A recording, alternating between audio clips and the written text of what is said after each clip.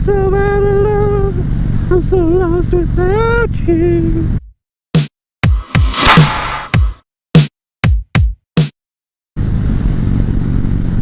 Hello, Stevies. So today we're going to answer a question that I get asked a lot. I mean a lot. But before we even ask it, I think we're going to go through some background. I had started out my Harley life with the 1998 Road King Classic. And I got that bike and it was pretty much stock. It had some aftermarket pipes on it, but I put Reinhardt's on it. And same thing as this one, 16-inch apes, chrome housing. So I had that Road King for a couple years, and I thought I wanted a radio, and I thought I wanted a tour pack so that I could take my oldest boy at the time was 8, and so I traded that in for an 06 Ultra Classic, which was fire red pearl and vivid black, and it had what they called a burgundy pinstripe, but it was orange. So black and fire red pearl with the orange pinstripe between the two colors. Man, that bike was beautiful, absolutely beautiful. So I had narrowed it down to 2 colors, which were fire red pearl and vivid black, and black pearl. My buddy was the salesman at the Harley dealer that we went to. He set both of them back in the back for me because I was gonna leave the ultimate decision up to my wife as far as which color. And we walked to the back, and they had minimal lighting on back there, but she picked the fire red pearl, which kind of sucked because I could not have the fire red pearl and vivid black with the burgundy pinstripe because Grant Winstrom, the football player, had bought that for his dad. so I had to order one, which, okay, no big deal, gotta order one. Take 3 months to get there.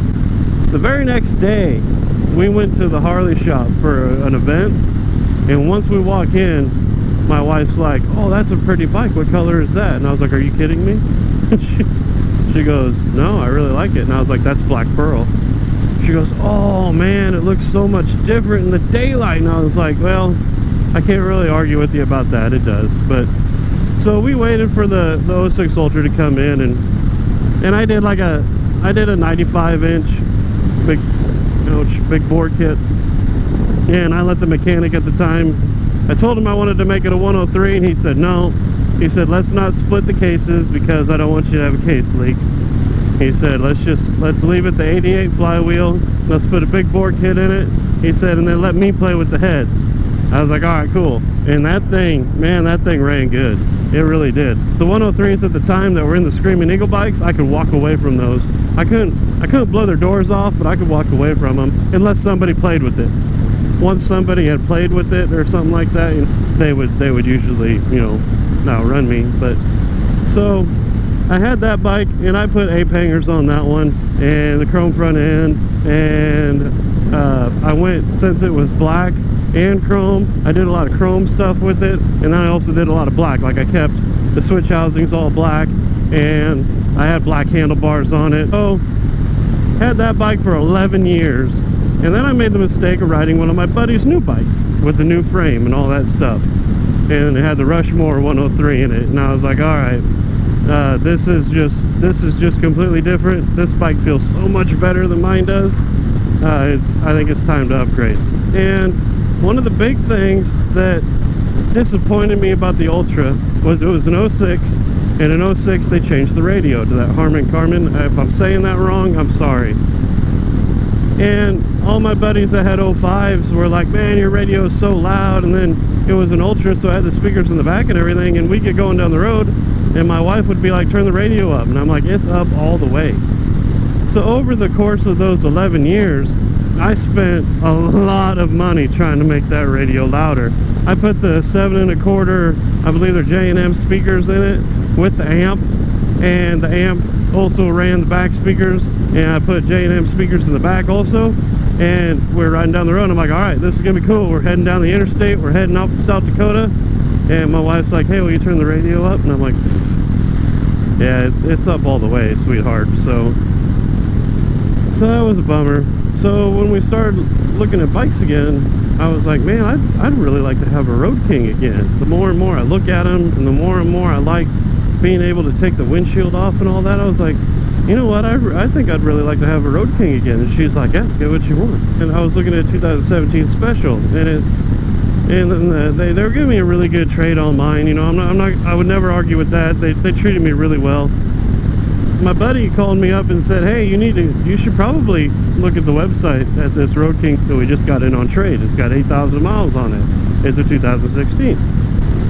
And so I looked at the website and I called him up. I was like, hey, that looks really cool, man. That looks like something I'd be interested in, because it had all this done. It had custom wheels, it had the ape hangers, and he's like, well, you better come in this weekend. I was like, yeah, I ain't gonna make it this weekend. And my buddy, being as cool as he is, you know, he still held it for me. So we came in when we could, we went up there and looked at it, and I was like, all right, man, it was cold out too. And I was like, all right, let me go ride it a little bit. Rode it a little bit, and I was like, all right, I'm done. This is it. And so we bought it, and the Harley dealer stored it till April, because if you buy a bike, you store it till April. Also got a free riding course. I think I mentioned that in one of my other videos too. The question that I get all the time, why did you get a Road King?